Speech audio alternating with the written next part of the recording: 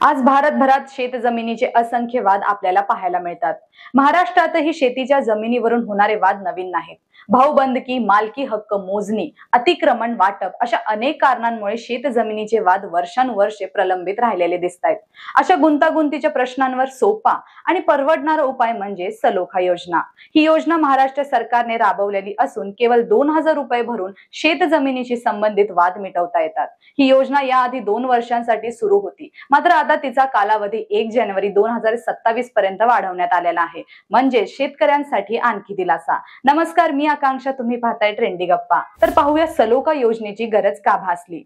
महाराष्ट्रामध्ये किंबहुना देशांमध्ये जमिनीच्या वादांबाबतची कोट्यवधी प्रकरणं विविध न्यायालयांमध्ये वर्षानुवर्षे प्रलंबित आहेत। त्यामध्ये मुख्यतः मालकी हक्काबाबतचे वाद, शेत बांधांवरून होणारे वाद, जमिनीच्या ताब्याबाबतचे वाद, रस्त्याचे वाद, शेत जमीन मोजणीवरून होणारे वाद, अधिकार अभिलेखातील चुकीच्या नोंदणीमुळे होणारे वाद, शेतीवरील अतिक्रमणावरून होणारे वाद, शेती वहिवाटीचे वाद, भावाभावातील वाटणीचे वाद, शासकीय योजनेतील त्रुटी किंवा प्रस्ताव अमान्यतेबाबतचे वाद इत्यादी कारणांमुळे शेतजमिनीचे वाद समाजामध्ये आहेत। या पार्श्वभूमीवर शासनाने शेतजमिनीचा ताबा व मालकीबाबत शेतकऱ्यातील आपापसातील वाद मिटवण्यासाठी व समाजामध्ये सलोखा निर्माण होऊन एकमेकांमधील सौख्य व सौहार्द वाढीस लागण्यासाठी सलोखा योजना राबवली जाते। तर काय आहे सलोखा योजना? एकाकडून दुसऱ्याकडे, दुसऱ्याकडून तिसऱ्याकडे गेलेल्या शेतजमिनी ताब्यात घेण्यावरून शेतकऱ्यांमध्ये वाद होत असतात। हे वाद मिटवण्यासाठी आणि दोन्ही गटात त्याचबरोबर शेतकऱ्यांमध्ये शांतता प्रस्थापित करण्यासाठी सलोखा योजना आणली आहे।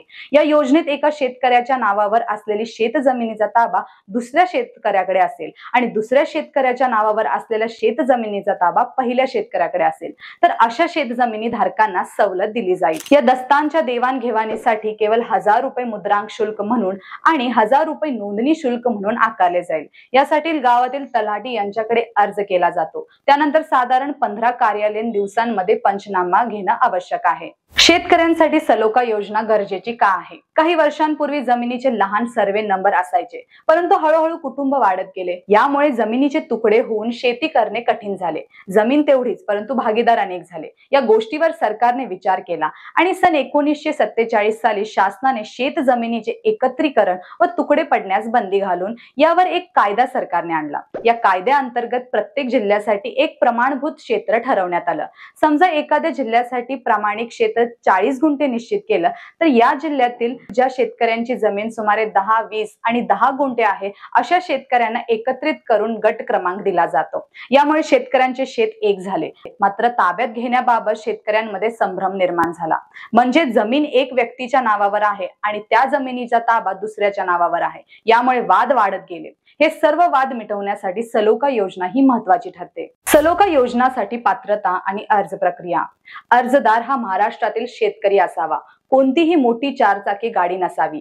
अर्जदार SC, ST, मागासवर्गीय नसावा। यासाठी आवश्यक कागदपत्रांसह ऑफलाईन पद्धतीने अर्ज तलाठी यांच्याकडे करावा। संबंधित अधिकारी पंचनामा करून ताब्याची बदल प्रक्रिया सुरू करतील। सलोखा योजनामुळे शेतकरी व समाजाचे फायदे काय आहेत? वर्षानुवर्षे चाललेले जमिनीचे वाद संपतील। मनशांती, सौहार्द आणि एकोप्याला चालना मिळेल। शेतीवर पुन्हा लक्ष केंद्रित होऊन शेततळे, ड्रिप सिंचन, ग्रीन हाऊस इत्यादी प्रकल्पांना प्रोत्साहन मिळेल। खर्चिक व वेळखाऊ कोर्ट कचेरीपासून सुटका होईल। ज्या चुकांमुळे वाद झाले त्या आता सुधारता येतील आणि एकमेकांवरून अविश्वास दूर होऊन सलोखा निर्माण होईल। सलोखा योजना ही ऐच्छिक आहे, कोणावरही दबाव नाही। परंतु शेतकऱ्यांनी या संधीचा लाभ घेतला तर पुढच्या पिढ्यांसाठी स्थैर्य, न्याय व समृद्धी यांचा मार्ग खुला होईल। तुमच्याही जमिनीवर असा वाद आहे का की तुम्हालाही दुसऱ्यांच्या ताब्यात असलेली जमीन परत घ्यायची आहे? मग अजिबात वेळ दवडू नका। आजच तुमच्या गावातील तलाठी कार्यालयात जाऊन सलोखा योजनेचा अर्ज भरा। तुमचा अनुभव, प्रश्न किंवा मत कमेंट मध्ये जरूर लिहा आणि पोस्ट शेअर करायला विसरू नका। धन्यवाद।